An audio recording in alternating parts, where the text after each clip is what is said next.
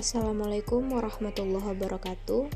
Baiklah, di sini kami akan mempresentasikan materi tentang jenis-jenis tulisan dan pemetaan menulis di MI atau SD oleh kelompok 11 yang mana anggotanya Trimutiara, Versi Insani Fitri, dan Yelni Desrina. Baik, poin yang pertama yaitu jenis-jenis tulisan. Adapun definisi tulisan, tulisan adalah salah satu jenis alat komunikasi secara tertulis untuk mengungkapkan ide, gagasan, dan pikiran kita kepada orang lain. Adapun menurut para ahli, definisi dari tulisan ini adalah menurut Jago Tarigan dalam sebuah buku Eliana Sharif dapat ditemukan bahwa Jago Tarigan membuat sebuah definisi tulisan merupakan sebuah alat untuk mengungkapkan ide, gagasan, dan pikiran kita kepada orang lain secara tertulis. Adapun menurut M. Atarsemi mengatakan tulisan dalam bukunya dapat mengartikan sebagai suatu proses dan upaya kreatif dalam pemindahan pikiran pokok dalam sebuah lambang yang ada di dalam tulisan. Poin yang B, jenis-jenis tulisan. Jenis-jenis tulisan terbagi menjadi 5, yaitu pertama, narasi. Narasi merupakan bentuk percakapan atau tulisan yang bertujuan menyampaikan atau menceritakan rangkaian peristiwa atau pengalaman manusia berdasarkan perkembangan dari waktu ke waktu. Ciri-cirinya, pertama berupa cerita-cerita tentang peristiwa atau pengalaman manusia. Yang kedua, kejadian atau peristiwa yang disampaikan dapat berupa peristiwa atau kejadian yang benar-benar terjadi atau gabungan keduanya. Yang ketiga, berdasarkan konflik agar menarik. Yang keempat, memiliki keestetikan karena isi dan penyampaian bersifat sastra, khusus narasi bersifat fiksi. Yang kedua, eksposisi. Eksposisi adalah tulisan yang bertujuan menjelaskan atau memberikan informasi tentang sesuatu.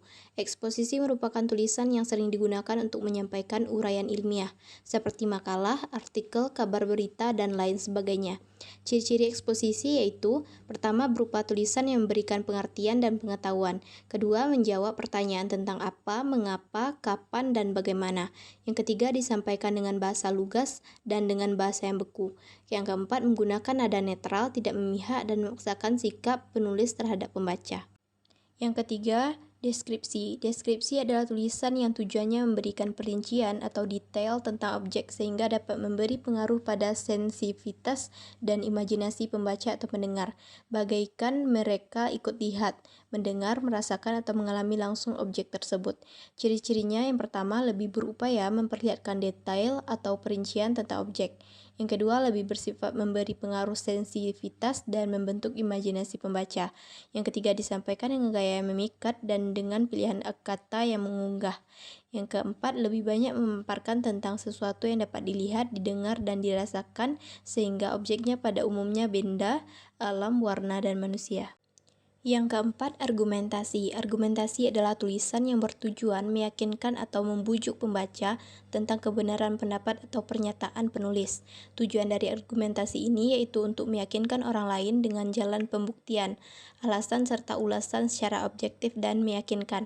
Ciri-cirinya yang pertama bertujuan untuk meyakinkan orang lain, yang kedua berusaha membuktikan kebenaran suatu pernyataan, yang ketiga mengubah pendapat pembaca, yang keempat fakta yang ditampilkan merupakan bahan pembuktian.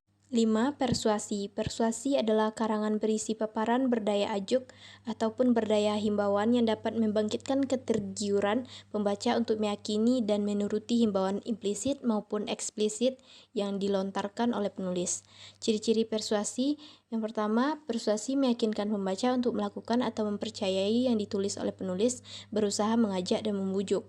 Banyak menggunakan kata-kata ajakan seperti ayo, mari, lakukanlah, dan lain-lain. Yang ketiga, berusaha menjelaskan dan menarik perhatian serta kepercayaan pembaca. Yang keempat, harus memiliki alasan-alasan yang kuat disertai dengan data dan fakta. Selanjutnya, poin B, pemetaan menulis di SD atau MI, yaitu ada dua di sini, pembelajaran menulis permulaan dan pembelajaran menulis lanjutan. Pembelajaran menulis permulaan yaitu merealisasikan simbol-simbol bunyi dan cara menulisnya dengan baik dan benar. Tujuannya agar siswa dapat menulis kata-kata dan kalimat sederhana dengan tepat. Di sini terdapat di kelas 1 dan 2. Kalau pembelajaran menulis lanjutan, yaitu mengembangkan skema yang ada yang telah diperoleh sebelumnya untuk lebih mengembangkan hal-hal yang akan ditulis. Tujuannya untuk mampu menuangkan pikiran dan perasaannya dengan bahasa tulis secara teratur dan teliti. Ini terdapat di kelas 3, 4, 5, dan 6. Selanjutnya, adapun laporan hasil studi lapangan yang telah kami lakukan berdasarkan hasil wawancara kami dengan salah seorang guru di SDN 15 Rambatan bersama Ibu Ririn Karnila SPD mengatakan bahwa ada beberapa faktor penghalang dalam menulis permulaan siswa terutama pada siswa kelas rendah antara lain. Pertama, masih melekatnya sifat kekanak-kanakan pada diri sebagian besar siswa. Siswa ini terekspresi misalnya siswa yang terlalu aktif dalam mengikuti pembelajaran, tidak menempati tempat duduknya masing-masing, atau berjalan-jalan di dalam kelas dan tidak memperhatikan penjelasan guru karena ia melakukan kegiatan di luar pembelajaran. Berbagai hal ini dapat membuat suasana belajar menjadi kurang kondusif. Yang kedua, ada dari faktor bawaan dari siswa, antara lain A. Kognitif, seperti rendahnya kapasitas inteligensi. Yang B. Afektif, seperti emosi dan sikap yang masih labil. Yang C. Psikomotor, seperti terganggunya alat-alat indera penglihatan dan pendengaran.